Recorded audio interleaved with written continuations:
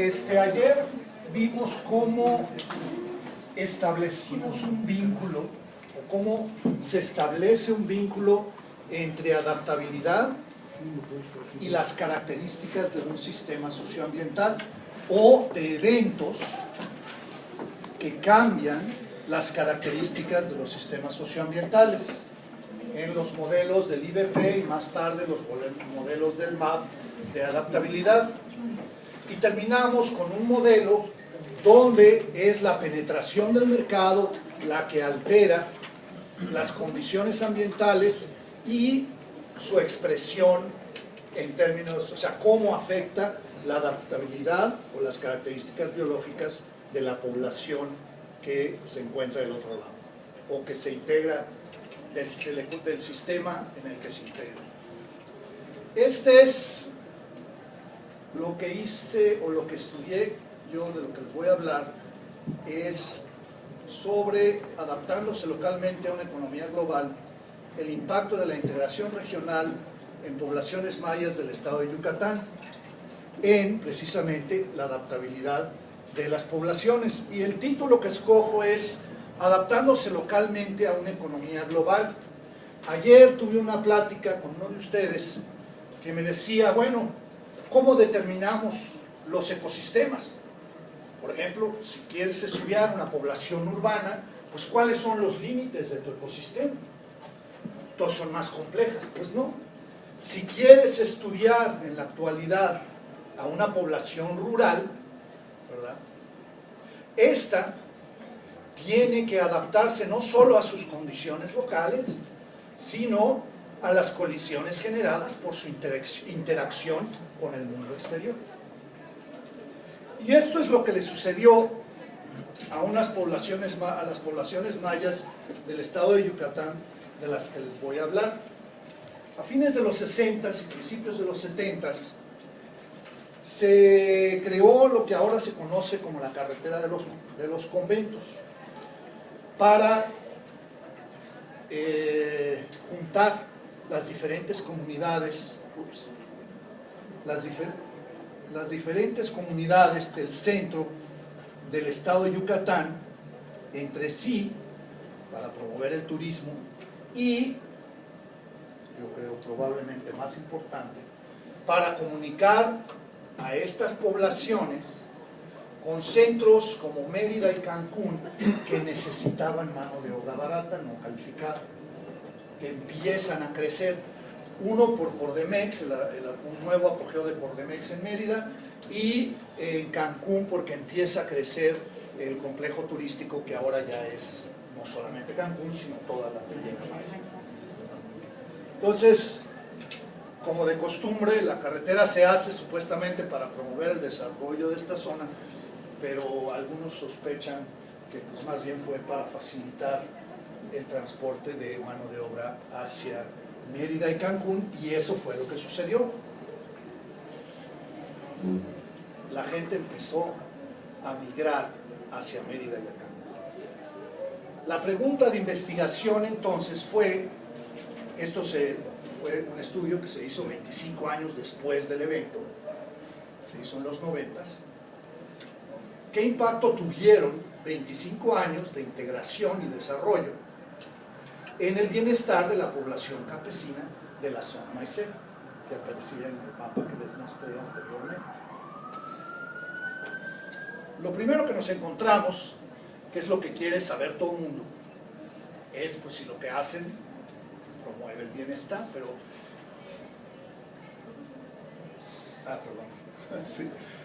Entonces, esta es la pregunta de investigación. Nuestros objetivos, pues obviamente, es determinar el impacto de 20 años de integración regional en el bienestar de la población maya. Dos, explicar por qué se dio ese impacto.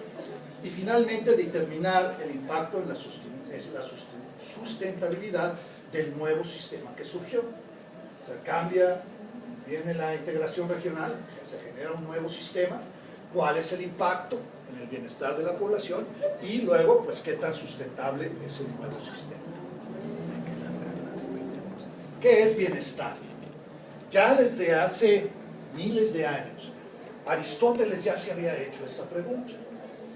Y dice Aristóteles, bueno, y separa bienestar de riqueza. Dice, bueno, riqueza es aquello que tenemos para procurarnos el bienestar. Y asocia bienestar con oportunidades políticas, con salud, ¿no?, y conocimiento. Es para lo que le sirve el estudio.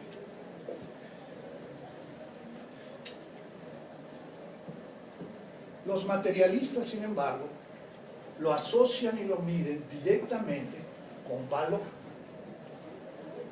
El valor generado a través del trabajo.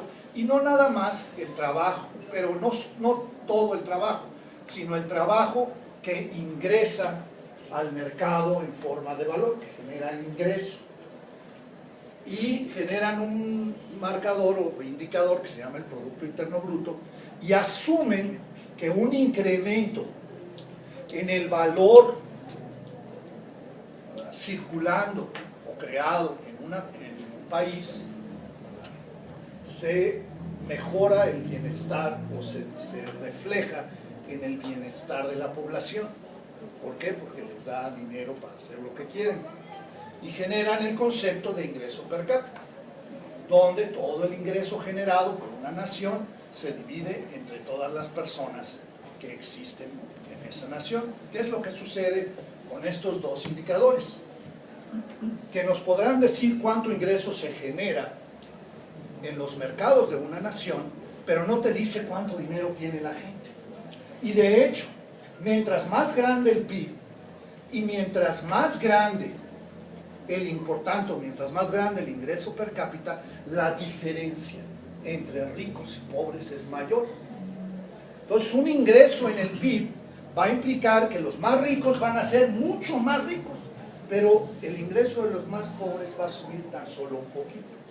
Y no necesariamente se asocia con cambios en el bienestar, con cambios en la capacidad de las personas de reaccionar ante el ambiente, de tomar decisiones, etc. Entonces, de esto se fueron dando cuenta ya para hablar de desarrollo sustentable.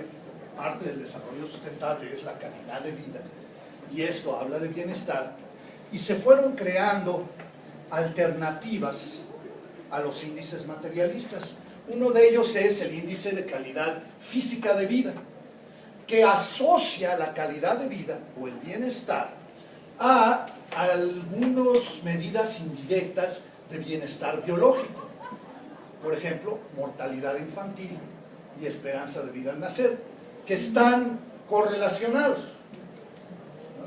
La esperanza de vida al nacer no es, pues, cuánto esperas que yo viva cuando nazco, ¿no?, sino en una población hipotética de 100,000 personas, ¿cuántas van a estar viviendo todavía a cierta edad? O sea, es una función de los que se van muriendo a edades tempranas. Entonces, conforme se reduce la mortalidad infantil, se incrementa la esperanza de vida al nacer.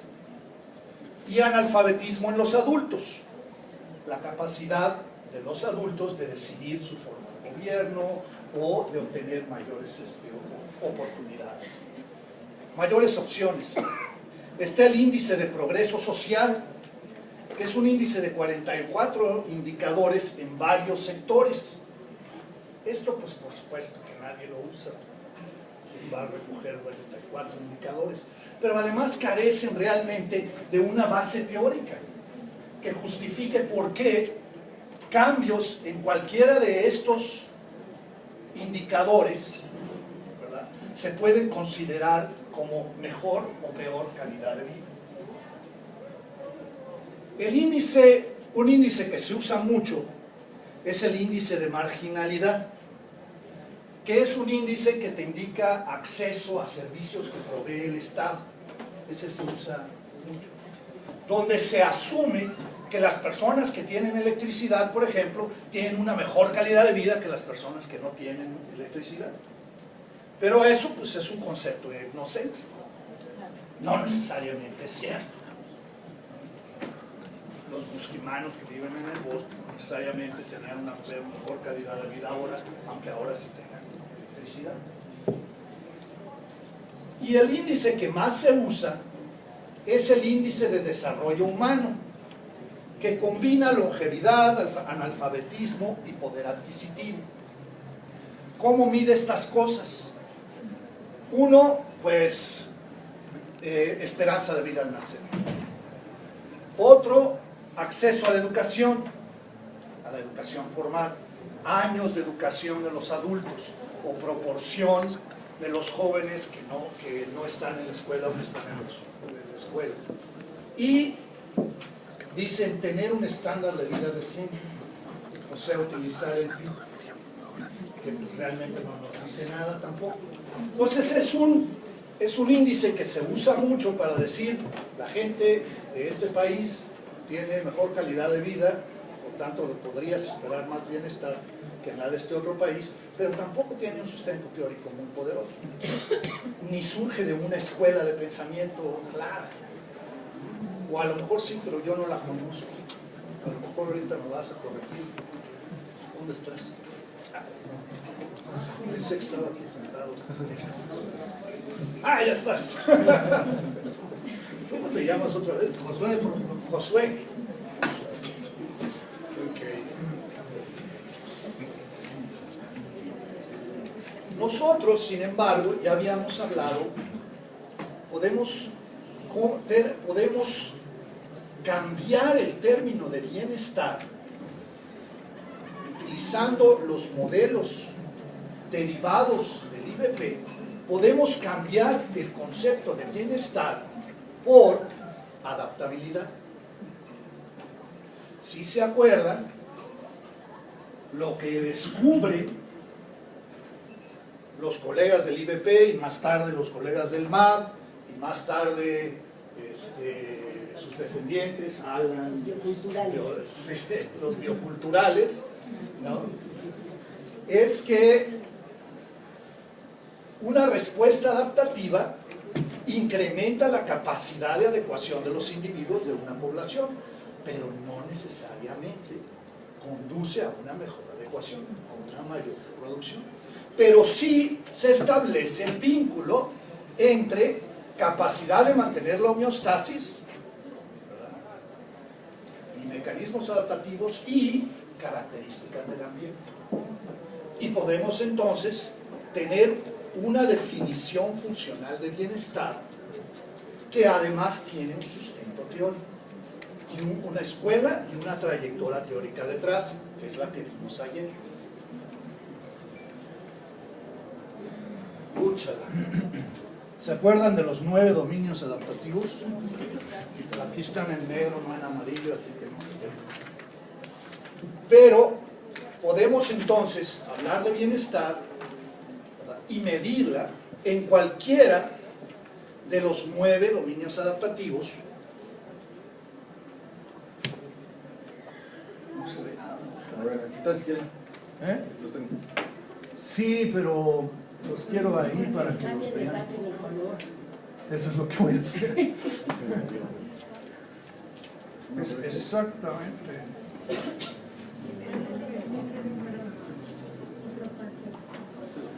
¿Ya la regué? No. Sí, es muy falso, ¿verdad? Tienes tantita santa. Cambio de diseño y le pones otro color. Así ya, con eso ya funciona, o debe de funcionar. Sí, ya. Es que yo no sé, esta ponencia la empecé a hacer así. Ahí está. Ahorita. Es que el cablecito ese está más en el que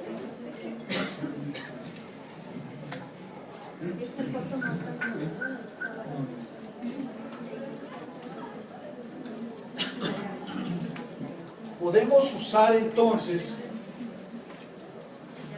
Sí se ven, ya no te ajustes Sí, demasiado.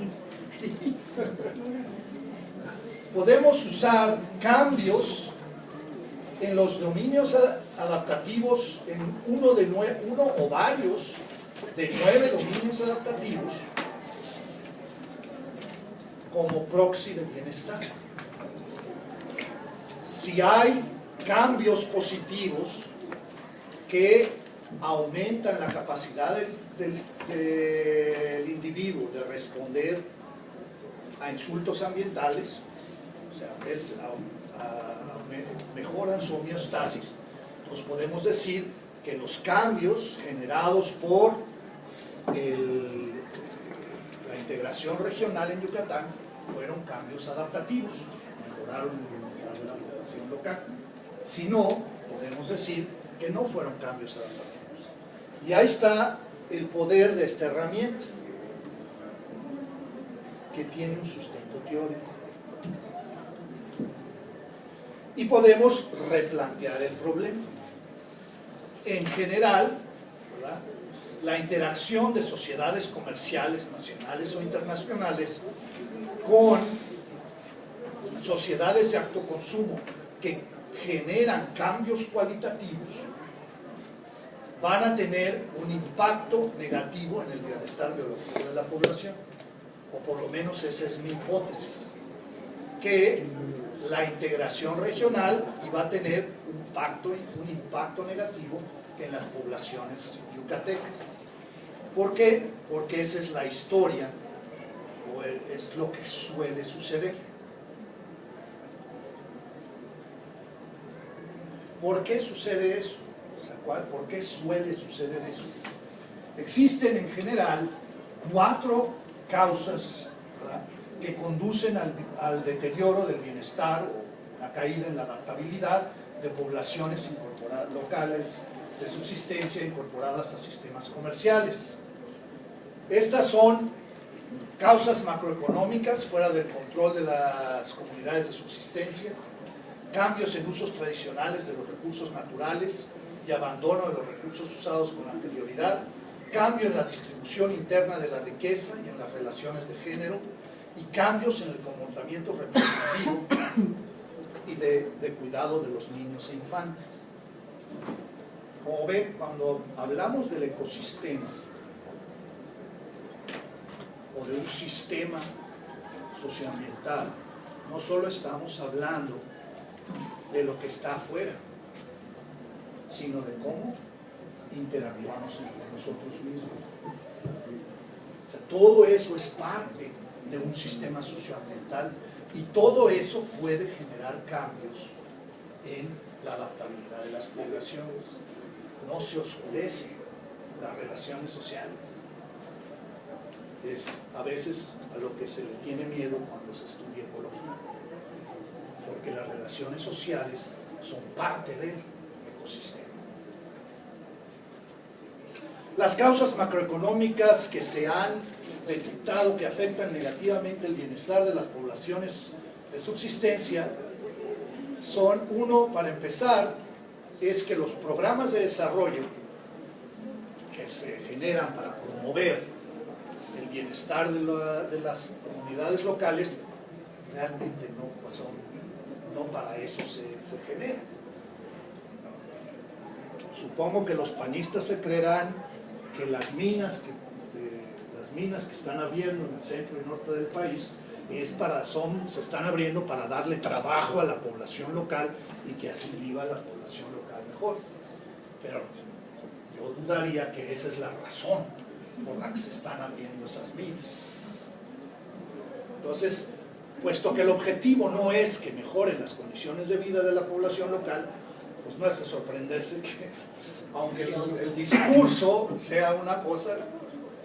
Luego, los miembros de las comunidades de autoconsumo se integran a los mercados en condiciones desiguales. Por lo general, y esto se da en poblaciones agrícolas, los pequeños productores suelen vender barato y comprar caro, pues carecen de capital, y en la agricultura comercial necesitas tener capital para poder lidiar con las fluctuaciones del mercado. Finalmente, los productos alimenticios de alta calidad producidos localmente son vendidos a las ciudades o al mercado internacional, y lo que se queda es de baja calidad. Y eso nos pasa hasta los que tenemos dinero en nuestro país, ¿no? Los mejores jitomates producidos en México no se los comen los mexicanos, se van para los Estados Unidos, se van para el mercado. Y en este caso, pues el caso más famoso es lo que pasó en Costa Rica, que se pusieron a vender ganado y todo el ganado se iba a los Estados Unidos y no se quedaba para comer. Bueno, el cambio tradicional, el cambio de los usos tradicionales de los recursos naturales y el abandono de los recursos usados con anterioridad.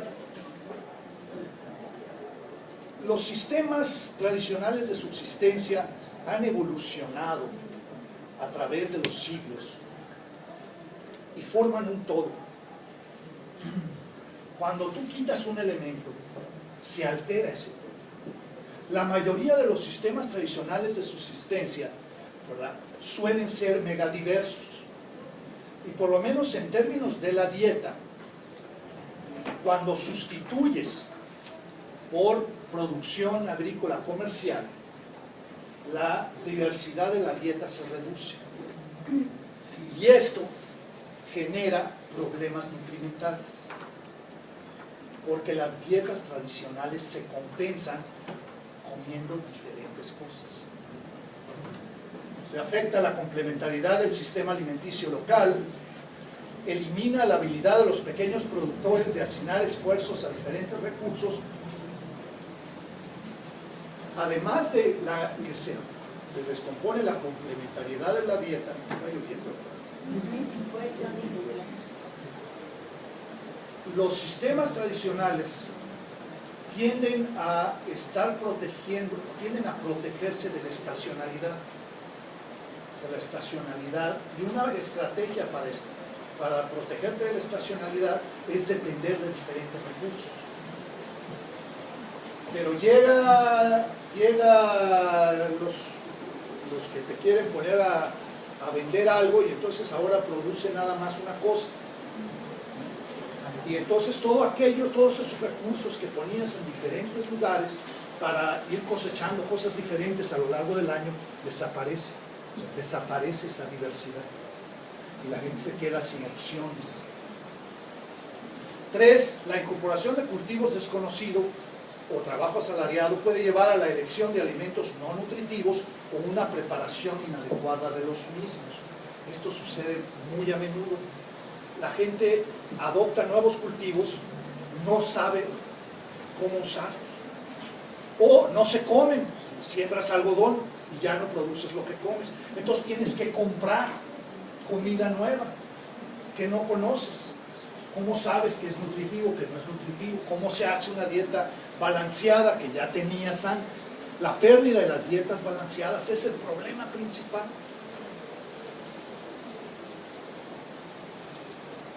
Cambios en la distribución interna de la riqueza y en las relaciones de género. Generalmente la interacción al mercado no se hace en abstracto.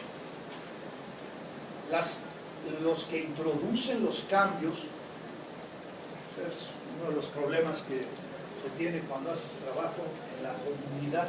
¿Quién es la comunidad?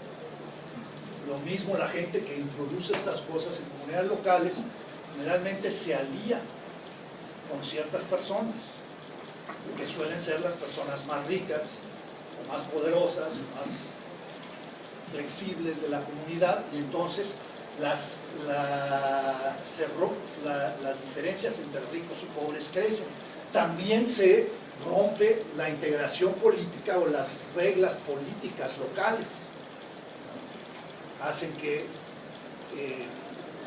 por ejemplo, ahora pues la ley, ¿no?, la eterna bronca de, pues la ley es la ley federal. Entonces, ahorita ¿no?, hay una discusión muy seria, pues los usos y costumbres, pues sí, los usos y costumbres están en contra de la ley, pues ¿qué se utiliza, ¿no? Y cambios en la asignación del presupuesto al interior suelen reducir los recursos destinados a la alimentación. Esto es particularmente, sucede mucho, ¿por qué? Porque si tú eres un agrónomo o alguien que es desarrollista y quiere hacer que las personas produzcan algo, algún producto agrícola que se pueda vender en el mercado, es el objetivo de prácticamente cada presidente que entra a nuestro país. ¿A quién te diriges? Tú sales de Chapingo y te dicen, ahora quiero que promuevas el cultivo de jitomates porque queremos que todos esos campesinos vendan jitomates. ¿A quién te diriges?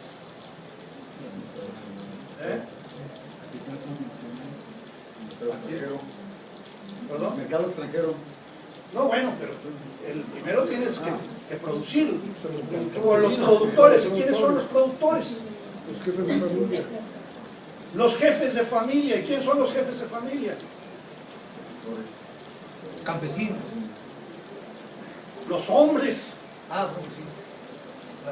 Se asume inmediatamente que los sistemas tradicionales son como el modelo que tienen los chavos que salen de las universidades agrícolas y se vuelven promotores agrícolas. Y entonces, generalmente, se le da apoyo productivo a los hombres, tradicionalmente.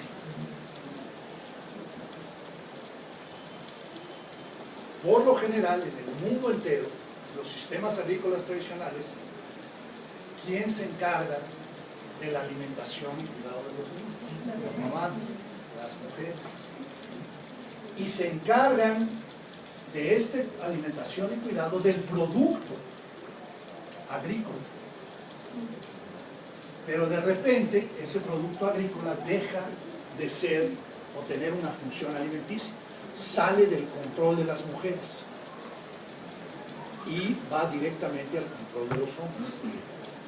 Constantemente, y esto además lo digo en términos generales porque no solo se da en México, sino se da generalmente. Lo primero que sube es el alcoholismo y las parrandas. Se gastan el dinero de los recursos y el dinero o los recursos que iban para la alimentación y bienestar de la familia se va para los fondos rituales, ¿no? Que son las fiestas, los fondos donde los hombres generan estas alianzas que les sirven en lo cotidiano, las fiestas de cerveza en Zaire, ¿no? Las fiestas de los santos en Chiapas, etc. Entonces sube el alcoholismo y se refleja.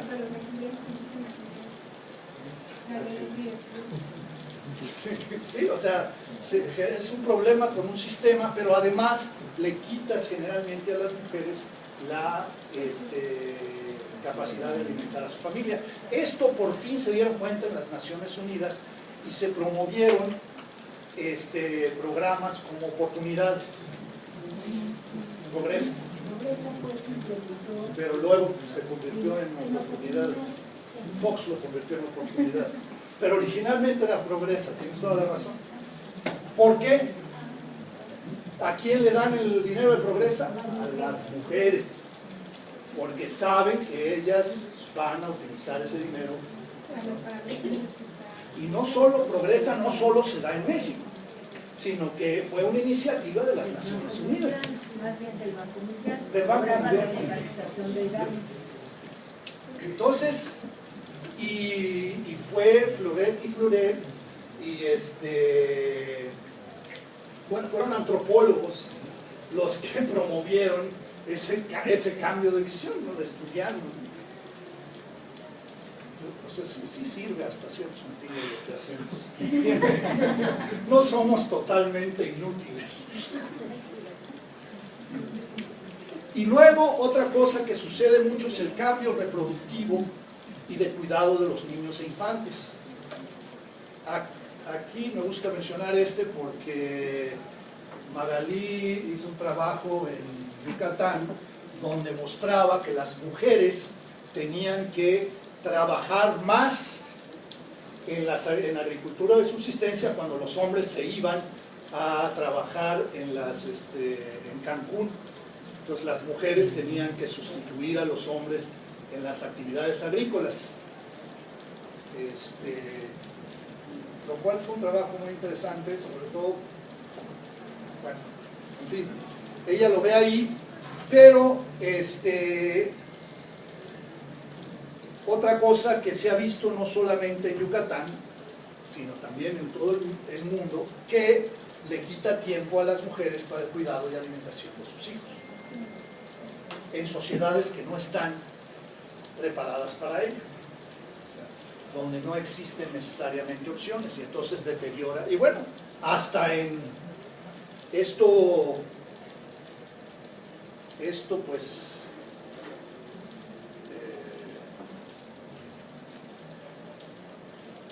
esto afecta, esto se ha discutido mucho entre las feministas, porque el trabajo o la participación de la mujer en el trabajo tiene generalmente un impacto visible en sus hijos. Y entonces, pues no siempre, cuando empezaron a salir estos resultados, pues no fueron bien vistos, pero generalmente, pero bueno, se repiten constantemente. Entonces, pues sí, todo tiene implicaciones en tu visión. Las mujeres pueden verse forzadas a tomar trabajos asalariados que suelen interferir con la lactancia y tiempo destinado a la preparación de alimentos. Que, pues si tú lo piensas como estudiantes, dices, pues me saco la leche, la dejo en el refrigerador y luego alguien que me apoya la hierve y se la da a mi bebé. Pero si no tienes refrigerador, no tienes bomba, no tienes quien te apoye, esto se vuelve un problema.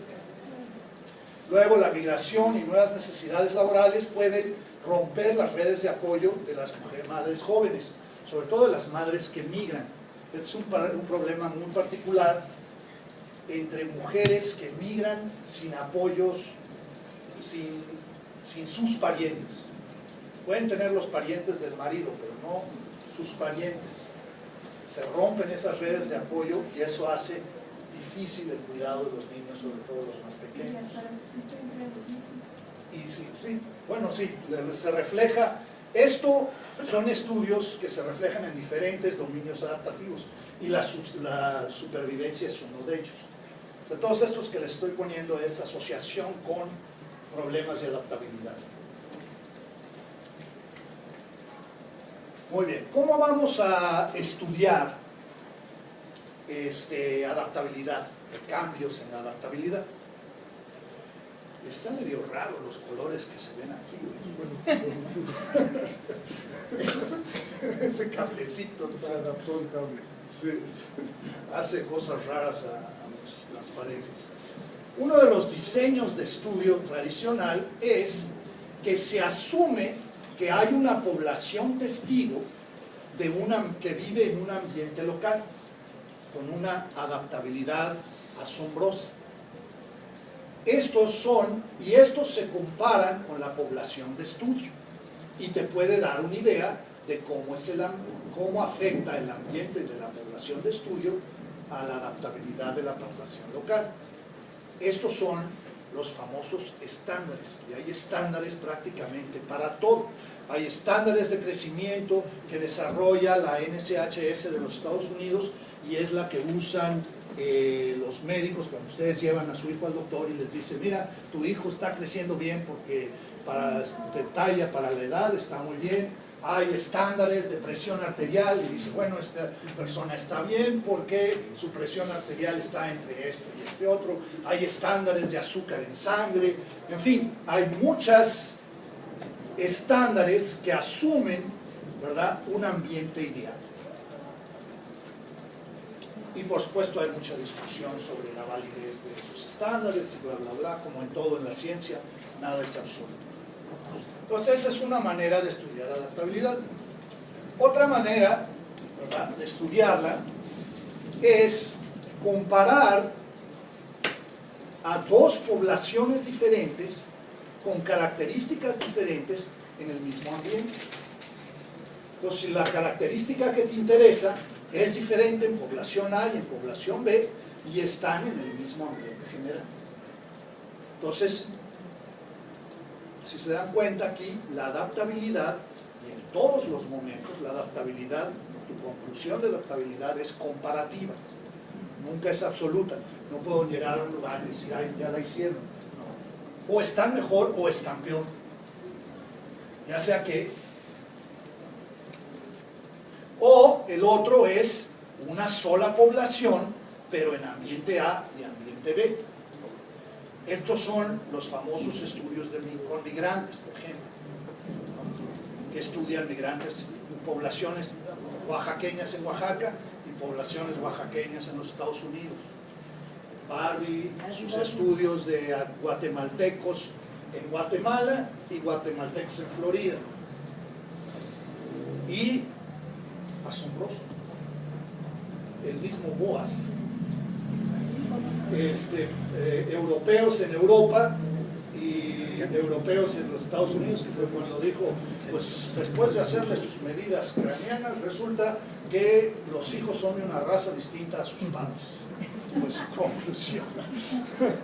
¿Por qué? Porque él estaba viendo adaptabilidad, flexibilidad en el desarrollo como respuesta a condiciones ambientales. Y el otro, tenemos un diseño diacrónico para estudiar cambios adaptativos. La población antes y la población después. Es el mismo ambiente, pero es la población antes y después. Perdón, es la misma población, no el mismo ambiente, la misma población, pero el ambiente es antes y después.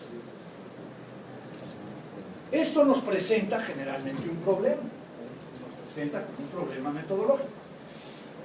¿Cómo comparas, en el caso de Yucatán, las características biológicas de la población antes de 1973, ¿verdad?, con las características biológicas de la población después del 73, que sucede el evento que nos interesa, cuando no tienes datos, o sea, no tienes registros de cómo era antes?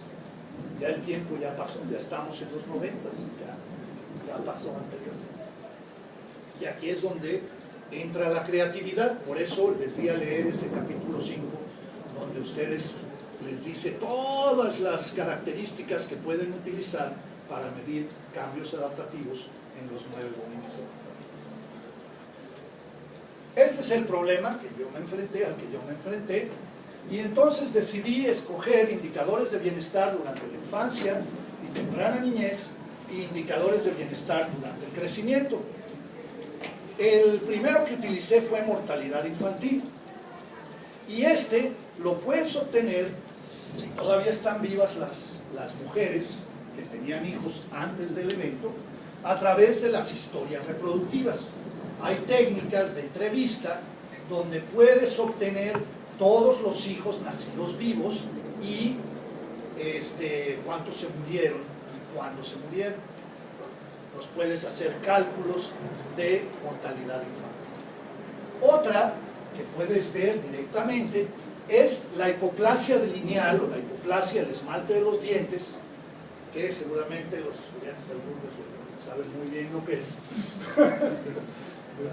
Esta rayita que ven ustedes aquí, sí se ve, ¿verdad? El problema de mi pulso es que es de maraquero, entonces... ¡Ay! Ahí está. Esta rayita que ven ustedes se forma en los dientes permanentes. Lo pueden ver en los dientes de leche, que se forma en útero, pero en los dientes permanentes se forma entre el nacimiento y los 6 años de edad, según el diente, según si lo vemos entre los incisivos centrales y los caninos, y reflejan eventos donde se pierde la homeostasis y no se recupera inmediatamente, o sea, tarda en recuperarse, y entonces el esmalte se deja de producir, ¿verdad? El diente sigue creciendo, y cuando ya se restaura la homeostasis, entonces se queda una línea ahí sin esmalte, y se llama hipoplasia lineal. Y además esto tiene la ventaja de que como los dientes siguen un ritmo más o menos conocido de crecimiento, le puedes asignar una edad metabólica al al evento. Y puedes decir, pues mira, este evento de desnutrición, de enfermedad o lo que sea, sucedió pues a temprana edad, un poco más tarde. Hay regresiones que te dicen, no, pues sucedió a los 6, entre los 0 y los 6 meses, en fin, pero hay muchas críticas a qué tan preciso puede ser. Entonces, si tú ves los dientes de una persona de 80 años, estás viendo a lo que le sucedió hace 76, hace 80 y 76 años, si todavía tiene los dientes. Entonces, es una manera de ver cómo era el individuo antes. Esto los ves como personas vivas, lo ves junto con luz natural, ¿verdad? Mides dónde está el esmalte del diente, y la rayita, y lo marcas. Y luego utilizamos como indicadores de crecimiento edad a la menarca. También, fíjense ese libro, la edad a la menarca o maduración sexual femenina se da antes si las condiciones de vida son mejores. Y para los varones y las mujeres, edad de adquirida la talla de adulto. Si las condiciones de vida son mejores, pues el crecimiento es más rápido, la edad de adulto se obtiene con mayor, o sea, antes en edad. Y por supuesto la talla de adulto. Mientras mejores son las condiciones ambientales, la talla va a ser mayor. Bien, el estudio se hizo en estos municipios del estado de Yucatán, que se le conoce como la zona maicera de Yucatán. Ustedes la recordarán, ahí empezaron. Bueno, no sé si empezaron, pero allá vivieron.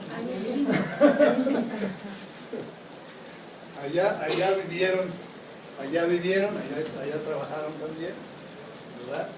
Y esta fue nuestra muestra total. Fueron un total de 2.697 personas, 1.762 mayores de 10 años y 935 menores de 10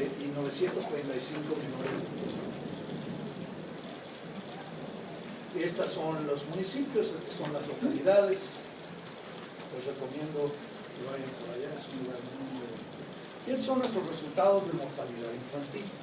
Puse el sur de México en general y la península de Yucatán. Si se dan cuenta, hay un gran cambio en los 70s.